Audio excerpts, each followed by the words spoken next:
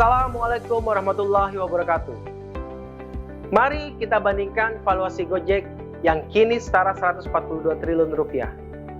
Valuasi ini bernilai 14 kali lipat dibandingkan kapitalisasi pasar maskapai penerbangan Garuda Indonesia yang berada di angka 11,07 triliun rupiah. Padahal, Gojek tidak memiliki aset sebesar Garuda Indonesia. Namun, kenapa Gojek bisa memiliki valuasi yang lebih besar daripada Garuda Indonesia? Jawabannya karena cara mengukur valuasi perusahaan di era modern saat ini tidak hanya dengan melihat aset fisik yang dimiliki dan tercatat di laporan keuangan. Namun, valuasi perusahaan juga melibatkan intangible asset yang tidak tercatat. Intangible itu bisa berupa organization capability, skill, ide, inovasi, pengetahuan, dan brand image. Dan itulah kenapa learning and development menjadi penting bagi perusahaan, karena mampu meningkatkan valuasi perusahaan. Oke, good golden morning Migunani people. Bersama saya kembali Suhut Rasojati di Micro Learning LND Kadewa Guruan edisi kedua. Cerita tentang valuasi Gojek di awal tadi, semoga semakin meyakinkan kita tentang perlunya learning and development di dalam perusahaan. Pertanyaannya kemudian adalah, bagaimana cara menjalankan learning and development? Mari kita lihat histori dan evolusi dari learning and development, sehingga kita bisa memiliki pengetahuan dan melihat beberapa model implementasi learning and development di organisasi. Secara umum, mazhab perkembangan learning and development dapat dibagi menjadi 5 tahapan. Mazhab pertama menggunakan filosofi instructional design. Mazhab ini menjadi yang pertama kali diperkenalkan dalam dunia learning and development. Di tahun 1998 sampai dengan 2002, penggunaan mazhab ini berkembang menjadi e-learning. Perkembangan mazhab ini sejalan dengan tren yang sedang terjadi di dunia, di mana kita ketahui bersama, pada era 90-an terjadi booming internet di mana-mana. Dampaknya adalah instructional design yang awalnya dilakukan secara face-to-face beralih ke dalam bentuk e-learning. Di era 2000-an, McKinsey dalam risetnya mempublikasikan The War of Talent, di mana kebutuhan akan talent dan ketersediaan talent itu berbanding terbalik. Perusahaan-perusahaan membutuhkan talent yang mumpuni, namun tidak banyak talent yang tersedia di pasar.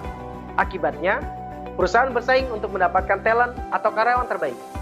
Mazhab learning and development pun juga berkembang, yang filosofi awalnya berupa instructional design dengan era e-learning dan blended, menjadi blended learning dan social learning dengan era talent management. Dalam perkembangannya, perubahan mazhab ini mulai terjadi di tahun 2005. Jika kita amati tren dunia, maka di era 2005 sampai 2010-an, kita mengenal adanya Yahoo Milis, Facebook, di mana orang saling terkoneksi dan saling sharing pengetahuan.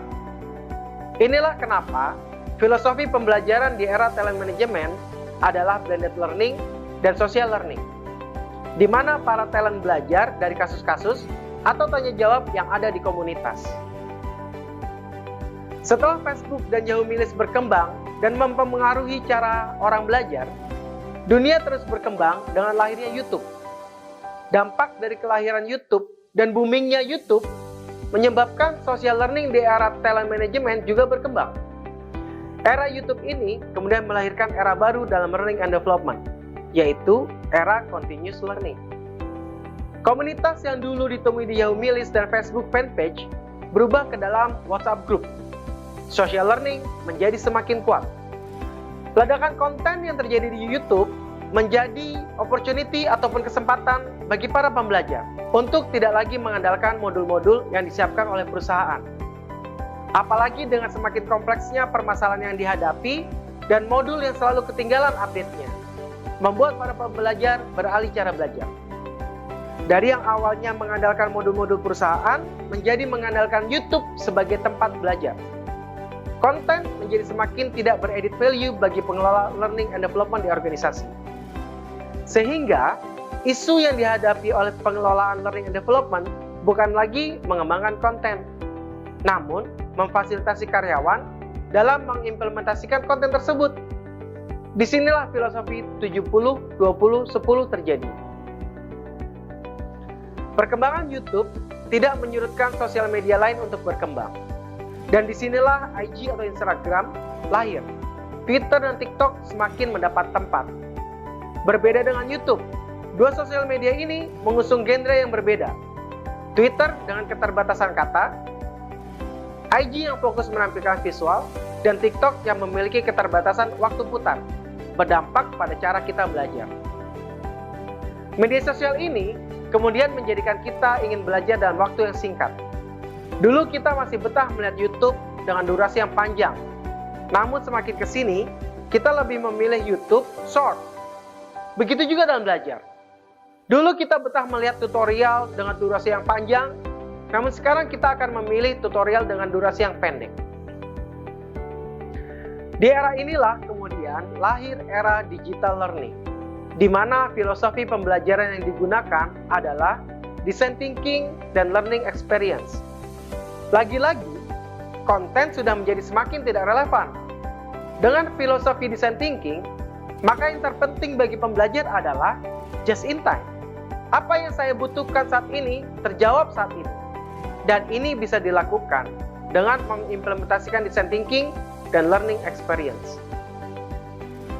Di microlearning part selanjutnya, kita akan membahas lebih detail cara mengimplementasikan tiap mazhab learning and development di organisasi kita. Stay tune di channel yang sama. Sampai ketemu lagi di sesi berikutnya. Terima kasih. Wassalamualaikum warahmatullahi wabarakatuh.